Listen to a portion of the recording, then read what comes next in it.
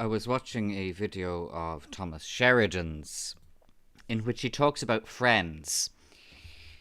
And yeah, it's very accurate, but I would add to that, considerably and say that our perception of friendship really dates from school. Because when we go to school, the people who we consider to be our friends are those in class, particularly once you get into secondary school, who we have something in common with, or who we have maybe nothing in common with, but if you look at the In-Betweeners, which is that brilliant British comedy, the In-Betweeners are four guys who are all in different ways misfits, and that's how they became friends as such. But they weren't really friends, they were friendly acquaintances, as Thomas Sheridan would put it. Thomas draws the distinction between a real friend and a friendly acquaintance. Yes, quite. Quite. Since the lockdown happened, particularly, I don't know what it's like in other countries, really, on the ground, but in Ireland, the pubs closed. I believe that pretty much everything associated with COVID-19 in this country has been a deliberate psyop, because you only have to compare with Sweden and Belarus and other countries like that. But even leaving that aside, is one of the particularly cruel things that they have done, or if you want to consider it cruel, maybe good or not, is closing the pubs. So a lot of people have found that the place that they would go out to, in many instances every night, has been closed on them. Now, there's been a lot of gaslighting and rubbish about restricting alcohol sales, but that hasn't happened yet. So if you want to have a drink, if you want to have alcohol, you can have it at home.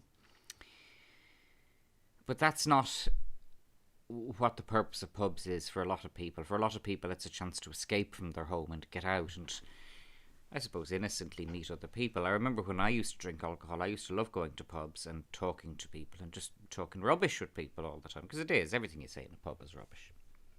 You're going to solve all the world's problems. Yeah, no, you're just going to have another pint of Guinness, aren't you? But I suppose if you approach it with a certain degree of open eyes in that regard, that it's a chance to unwind for people, then that's okay. But what we're seeing is that a lot of people, for very many, going to the pub is much more than just a chance to unwind. And they imagine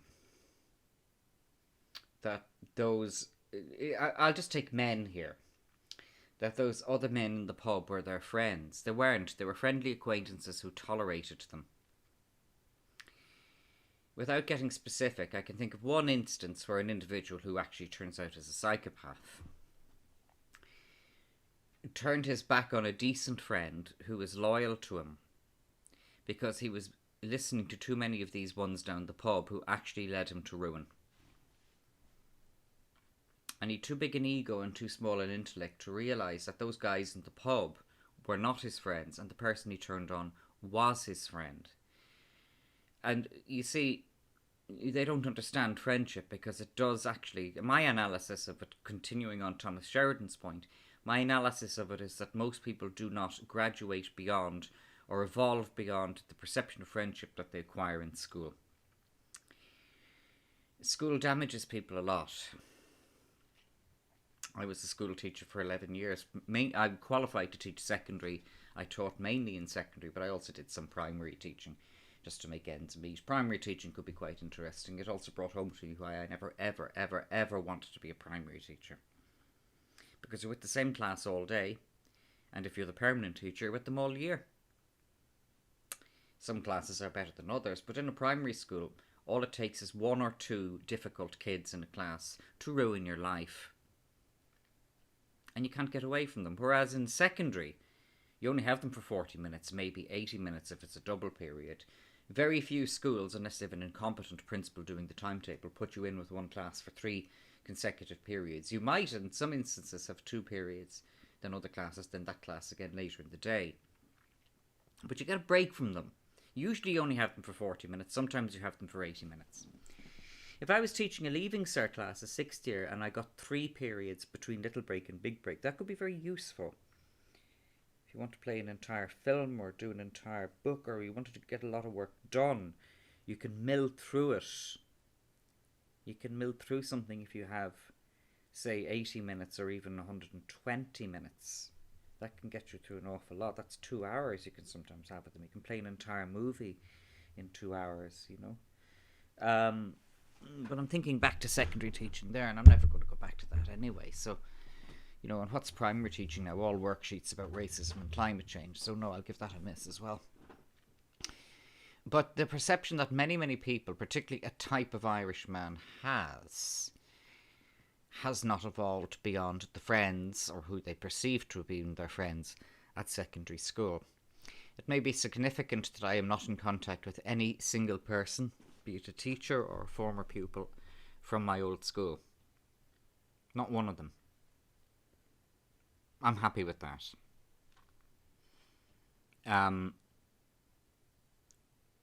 This has been, this past 12 months really, has been a critical time for a lot of people, because they're having to reevaluate things that date back not just to their being teenagers or kids, but to their infancy. I think of when I was born in 1973, my parents are 43 then, and how easy it was for them and how easy it was for me. I look at today's kids, a baby born today, you know, and how much has changed and how difficult it is now, how the middle class has been attacked relentlessly, a full frontal assault on them since since at least, I suppose, 2000. And part of that is friendship and what we perceive our friends to be. Your friends are the people who are there for you when things are not so good. So this person who turned his back on a really loyal friend who had backed him up and had gone out to help him when things went wrong, who turned his back on him because he listened to a crowd of beer swillers down the pub who he thought were his friends, he's now in a very, very lonely position. Because a real friend, when you betray them, there's no going back. That's the nature of a real friend. They are very discriminating about who they actually let into their circle. And as times have gone on, we're all getting older, we're all looking at what's happening, and particularly in 2020 and now into 2021, those people who were the good friends are really, they're bringing up the drawbridge. For me, the lockdown and all of that could have been a lot worse. And I don't say that to gloat at anyone. I say that because I'm thankful. I'm thankful. I'm not smug. We've seen now Varadkar was talking about the hairdressers and how he was gloating. Well, you had your warning. People are now angry. They're angry at Leo. Leo has got them angry because he was gloating at the fact that the hairdressers can't get back to business. Well, if you look at Varadkar's hair, they never did very much business there anyway, really. It's one of the psychopathic red flags of him. People thought I was obsessed and all this kind of thing. But I always said that Varadkar always had hair that for me was a psychopathic red flag, because he never had tidy or good looking or neat hair. Now, the fact that a man might be receding, there's nothing wrong with that. Get it shaved tight all the time, nothing wrong with that. Not necessarily wet shaved, but tightly shaved, one blade, that kind of thing. No, Varadkar always had hair that was clumpy and ugly looking. He could never once did I see him with hair that looked attractive or that looked neat or that looked credible. And I had said before, and I mean it earnestly, I would be not willing to share a stage with that person as a result of his hair. I'd rather share a stage with somebody who was dreadlocks, some kind of white boy, with these pretendy dreadlocks banging the drums at Glastonbury. I'd rather share a stage with them, but I would be embarrassed to be seen associating with somebody who looks like Leo Varadkar. No joke, no exaggeration. And I've said it for a long time.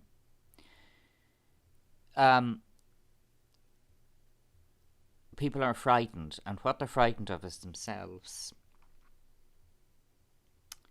They're frightened at the fact that they didn't realise, or they were in denial about the fact that their government isn't their friend, and the nice man on RTE or the nice woman on RTE, they're not your friends. Thomas said this as well. So these people who are locked down at home, they can't go down to the pub to their pretend friends, just deal with their pretend friends on telly. Yeah. I was looking just before I started this video at a bit of an episode from Coronation Street in 1970. And you might as well have been watching something from outer space in comparison, firstly, to Coronation Street today, which is total and utter bilge. And also in terms of the life that they had then. That's 51 years ago that was made. Coronation Street was made in colour. And Granada Television, which was the ITV franchise holder for Merseyside and Greater Manchester, although really they were Manchester local television, they did very little for Liverpool and Merseyside. You wouldn't have thought that Granada had the franchise for Liverpool. But anyway, Granada made Coronation Street to a very high standard. The dialogue was excellent, absolutely cracking dialogue, and witty, and dry, and captured Manchester wit. Thomas talks about Ken Loach dramas, which are really just to allow middle-class people to sit at home and go, oh, well, we've had that on RTE. Anybody remember Love Hate on RTE? That's what that was. Love Hate wasn't about working-class people. Love Hate was to allow middle-class people in Ranelagh and Clontarf and Sutton and all these places, Montagnot, Castletroy, to sit at home and say, isn't it just terrible? Isn't, Margaret, yes, Ray. Margaret, it's just terrible. Yes, it is, Ray. Will you have another glass of white wine? Yes, Ray. It got any cheese there, Margaret. Or Maura and Ray. Ray and Maura in Rathfarnham would watch Love Hate. That wasn't a working class drama. That was the Ken Loach kind of thing, with worse dialogue. It's one of the things about Irish television. You know, the dialogue is always very poor in Irish television, except Russ and Arun and T.G. Cahir. The dialogue is good in that, but it's not in English. T.G. Cahir is a really good station, actually. But Coronation Street in 1970, this episode I was watching, had brilliant dialogue. Really brilliant dialogue. Great photography. Very good sound. Very good, camera work. Very good outside filming. It was very, very well made. It was extremely well made for 1970. They're not making it like that now.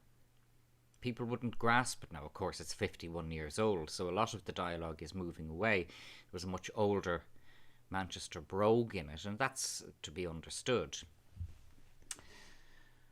Oh, my. The loneliest place in the world is to be ahead of your time, isn't it? The loneliest place in the world is to be ahead of your time. I'm also coming to the conclusion that the existence of the psychopath among us, the other, they live, was suppressed.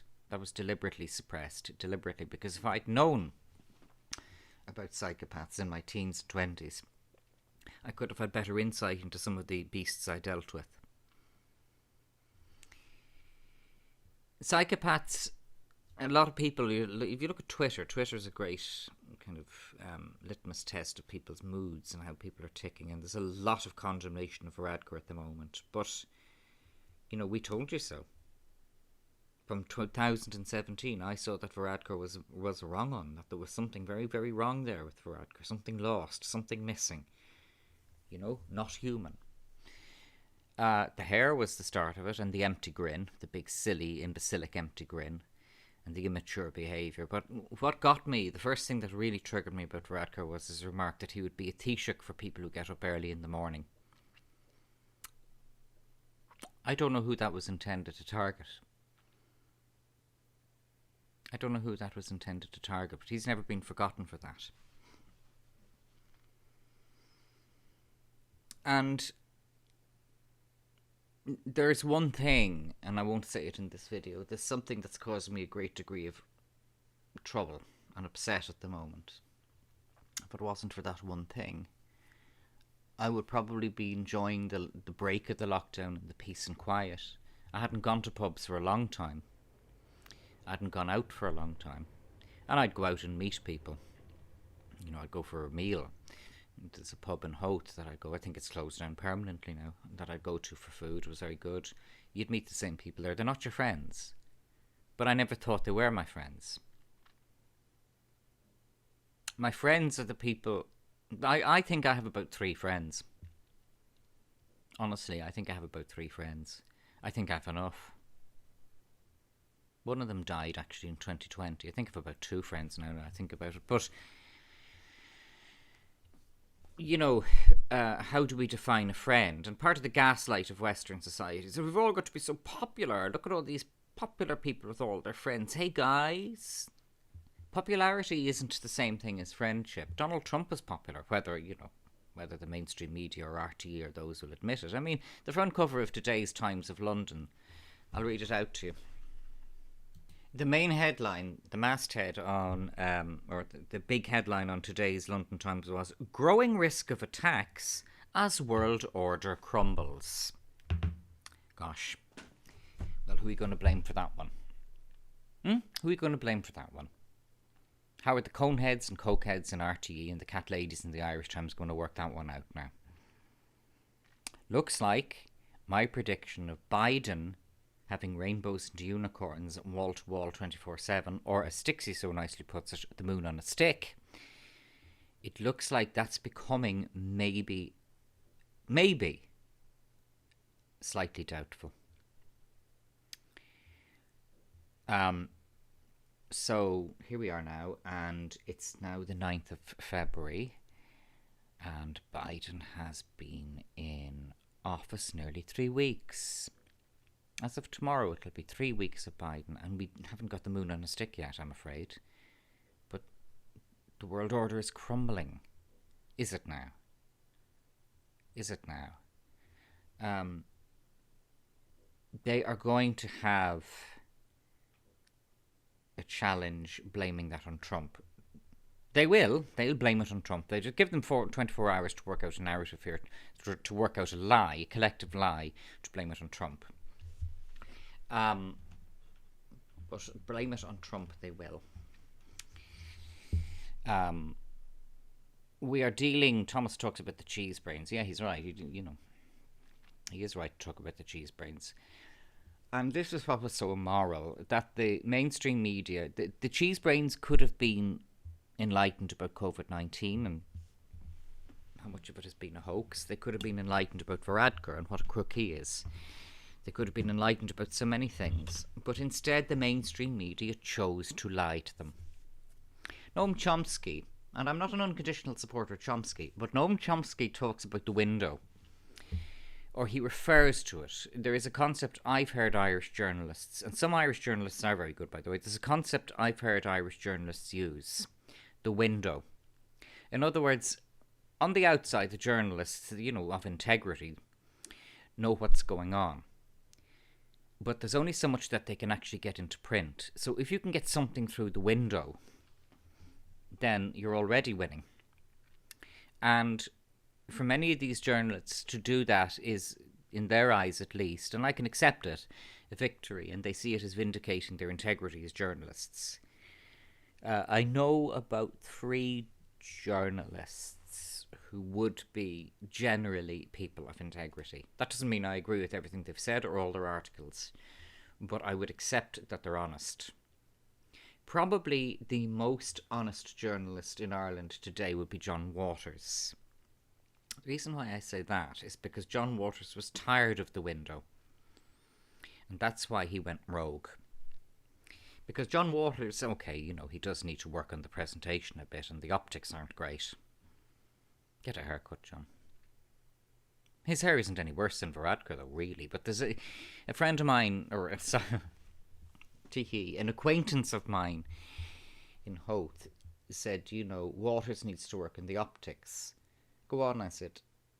And he said, there's this critical mass out there who take a look at Waters and see the long, straggly hair and all the dishevelled clothes. Yeah, no, I said, I know what you're saying. No, I said, I get it. You're right. I said, I know what you're saying. Then my acquaintance said, I would consider this person to be a good, friendly acquaintance, and he's a guy I'd have time for. He said, then he knocks around with Gemma O'Doherty. I know, I said. That's another problem. I said, that's got nothing to do with the haircut, is it? No. But what my acquaintance was getting at is correct. That there is this amorphous cheese brain thing, Thomas Goldson's cheese brains, correct, that are out there. And they are, they're malleable. They wouldn't be cheese brains if they weren't malleable. And they're the crowd who have been so badly abused by RTE and the Irish Times. So badly abused. They're the ones who think, oh, yeah, Leo's a lad, yeah. Well, there's some of them, but there's the other ones. I remember talking to a woman, kind of autumn time in 2020, in which she said she had gone to a forest park with her husband, and at the picnic tables they had put up plastic screens so that people could still socially distance while sitting at picnic tables. She said, I actually thought it was very clever. Well, I said, I think you're tragic. I think you are a tragic individual. And she was very taken aback at my bluntness, because she was this kind of nice type of woman. And she seemed a bit more educated than the Ray and Maura types from Rathfarnham. She was taken aback. She said, well, how is it tragic? I said, it is tragic that you have become groomed into thinking that that is normal. Oh, well, she said, we're in difficult times, aren't we? Yes, I said, but not for the reasons that you're portraying. Oh, she said, and what is it then? I said, the difficulty is that there is this, it was actually August, because it was just after the Golfgate thing in the Station House Hotel in Clifton had broke. I said, you're being told lies here. I said, because those golfers went to a dinner, I said, and they didn't do any of the precautions, wear masks, social distance or anything. I said, how do you equate that? Oh, well, she said, what they did was very wrong, was it? I said. No, I said, what was wrong was that RTE did not call them out on the fact that they were proving that the coronavirus thing is, at the very most, an exaggeration. What do you mean by that? She said. I said, guess. What do you think I mean by that? I said. What do you think I mean by that? I said, those are people who are in government and the judiciary. Seamus Wolfe had just been appointed to the Supreme Court. Now, they should know that this is a huge emergency, and if they're not acting that way, then it means it's not a huge emergency. Oh, she said, would you think of running for election? No, I said. Why not? She said. I said, because I'd have to court the votes of people like you, and I wouldn't condescend to. She said, there's really no need to be like that. I said, it's a free country. I can be anything I want to. I said, we've heard all this about 57 genders and all that rubbish. So, yeah, I said, I don't have to be polite to you. I said, and I'm not trying to be rude to you. But at the same time, I said, don't imagine I'll mince my words. You were the one who was here 5 minutes ago telling us how brilliant it was that they had plastic screens at picnic benches in a forest park somewhere. I said, and if you think that that's brilliant, I said, then really there's nothing I can say. I don't think it's brilliant. I said, a moment ago you said you thought it was very good. I didn't really mean it. Oh, I said, well, what did you mean? She said, I suppose we're just trying to cope with this, aren't we? Yes, I said, we are trying to cope with it. I said, but we're coping with it in different ways. That was a long time ago in August. Then there was the RTE retirement party, which is another scandal that proved that they were, they're all liars. Oh, they apologise on air, but they don't admit the fact that it proves that they're liars and hypocrites. They're the ones, RTE, they're the ones who went on with the fear porn 24/7. They're still doing it because they're psychopaths. Don't imagine that because they've been cut out as the psychopath will change. They're not going to change. You have to change. The change has to be within you. It can't be within those monsters. So, friends, this is what I was talking about. Friends. Friend. That was a lovely expression in the in-between. A friend. Car friend. That was a clever episode of The In-Betweeners. And The In-Betweeners was rather like Peep Show. They were two very clever programmes on Channel 4. Channel 4, has come out with some great stuff. There's never been anything like that in Ireland. Never been anything like that in Ireland. Like the stuff that E4 and Channel 4 have come out with. It's a disgrace. It's scandalous when you consider the dearth and emptiness of material of that nature from RTE. And they won't let anyone in. You don't, oh no, we have to get Amy Huberman's menopausal red wine rubbish. We have to get Amy Huberman's rubbish. Rubbish. Self-indulgent rubbish from, the South Dublin middle-aged Karen. And there's so many talented people out there who could make so much stuff and they don't get a look in here. But there were two very brilliant shows in Channel 4 in the 2000s, Peep Show and The In-Betweeners. And the episode of The In-Betweeners dealing with Friend was very clever. because when you reflect upon it now in the context of what Thomas has said, they weren't friends of one another, and they were jeering one of the four of them because he said, oh, well, somebody's a friend of mine. Oh, he's a friend.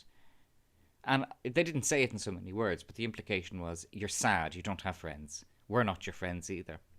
If you look at the start of the In-Betweeners, the new boy, Will, who I think is the Varadkar of them, he's a little bit, socially he's a bit autistic that way. He's not good with people socially. He falls in with the In-Betweener simply because they all kind of gravitate together because they're misfits in different ways. They're misfits in different ways. One of them, you could analyse it. Will is the one who's, the nerdy geek one. Another one is a total fantasist. Another one is absolutely, utterly spineless. And the fourth one does seem to be genuinely kind of autistic a bit, So they hadn't anybody else to hang out with in school, so they all kind of just drifted together. As a depiction of the cruelty of a school environment, the In-Betweeners is fabulous. Fabulous. I haven't seen anything that got to the accuracy of the cruelty of a school environment as well as the In-Betweeners. Then there was Peep Show. Again, Peep Show was similar to the In-Betweeners in that its main characters were misfits. They were not successful people socially. There was Mark and Jeremy. Jeremy's a bum, and Mark is an angry little man, an angry little Nazi of a man, really. And there were some very, very good moments in Peep Show, but one of the best moments, they're together, they're living together in Mark's flat. Mark has a job in a bank, a merchant bank of some kind or other. And Mark has a mortgage for a nice flat somewhere in London. So he must have a well-paid job. It must be quite a well-paid job that he has. Mark is socially totally a misfit. And he ultimately treats Sophie Chapman, who he gets engaged to, he treats her very, very badly. In seriousness, he treats her very, very badly. But Peep Show opens, the whole series opens with these two living together. You don't know how they've become acquainted or how this arrangement has come into place. Jeremy is a bum. He doesn't work. But at least superficially, he's more personable than Mark. But there's a great episode in the first series of Peep Show called Dream Job. And there is a promotion in the bank, and they are being interviewed. 3 members of the staff. It's an internal selection process. 3 members of the staff interview, and Mark has it in his head that he's already got the job, so he's booking holidays in Zurich. I know, Zurich. Yeah, let's go to Zurich. But anyway, he's in his head, he's mentally booking holidays in Zurich. So the interviews are conducted primarily by Barbara and Lucy. And Barbara is the personnel manager, and she's the HR manager. And the dialogue and cut of Barbara is very clever. The actress who played her was a comedian called Sandy Walsh. And Sandy Walsh is a very good comedian and a very good actress. I don't think she was suitable for the part of Barbara because she didn't have dead enough eyes. She didn't get over the banality and deadness of HR ladies. They're not nice people, HR ladies. Sandy Walsh could not hide the fact that she was obviously a nice woman and an intelligent woman, and more intelligent than the character she was playing. She was also too well spoken, because a lot of HR ladies use a lot of these. I'm thinking of one individual in one company I dealt with who was an utter barking round the bend psychopath and semi-literate, and I remember talking to her at length on the phone, and it was an example of the software breaking down. She eventually reached a point where she could not comprehend what was going on around her. And as I said to you, at that time I didn't know about psychopaths. She was a deeply sociopathic individual, yes, but I did not understand fully what type of individual I was dealing with there. Sandy Walsh did not capture that. I've digressed. I'm waffling. But the character of Barbara Barbara conducts a series of interviews for a promotion in the company. They don't really say what it is. It's like Death of a Salesman. You never know what Willie Loman was actually selling. Probably it's just as well. Anyway, there is this series of interviews, and Mark has it absolutely in his head that he's going to get the job. So we can see where this is leading already. I mean, you don't need to have a huge plot spoiler alert for this one. So 3 people went for the interview. Mark, Sophie, the woman who he has some kind of a misanthropic interest in, and, you know, the bad boy, Jeff. And Jeff is from Liverpool, and Jeff loves jeering Mark. He loves winding Mark up. Soft lad, eh? Aye, soft lad. And very well played, actually.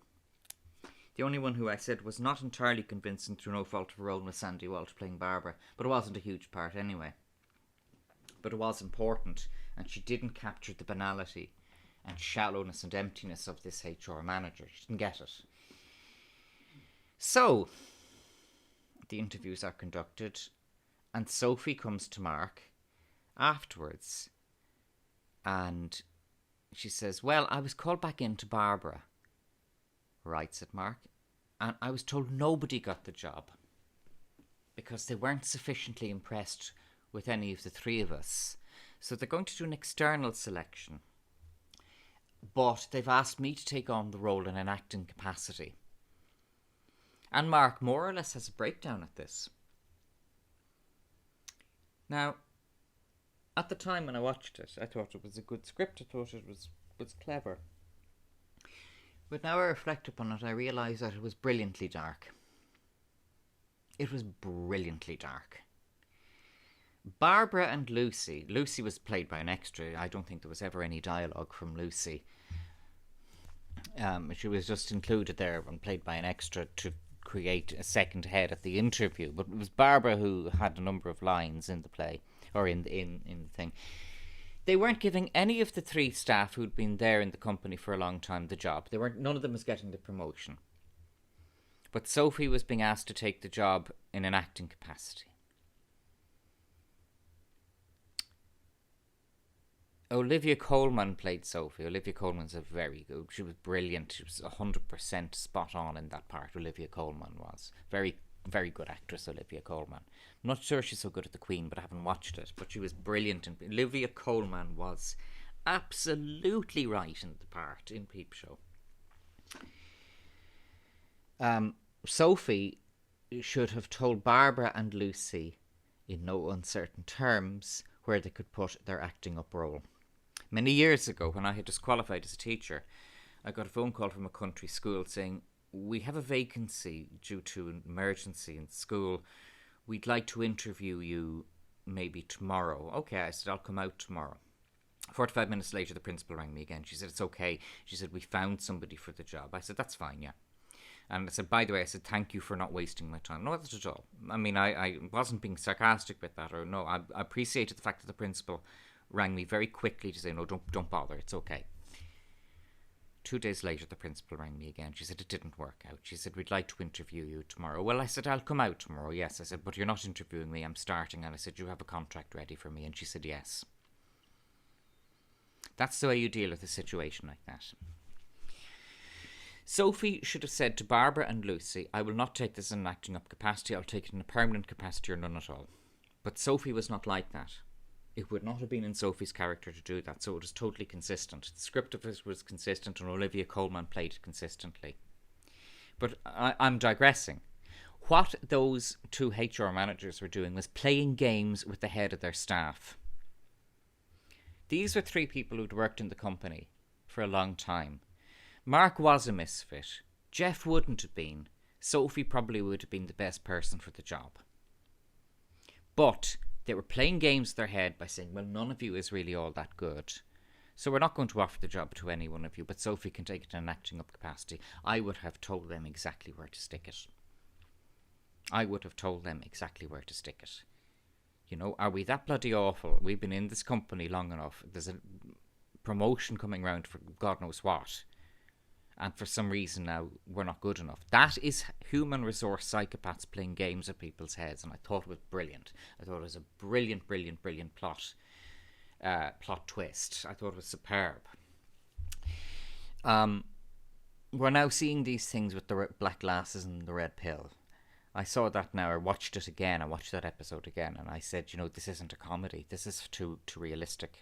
This isn't something that you would guffaw laughing at. It's just too close to the bone. Mark and Jeremy are not friends. The guys in the in-betweeners are not friends. They've drifted together because they're losers in different ways.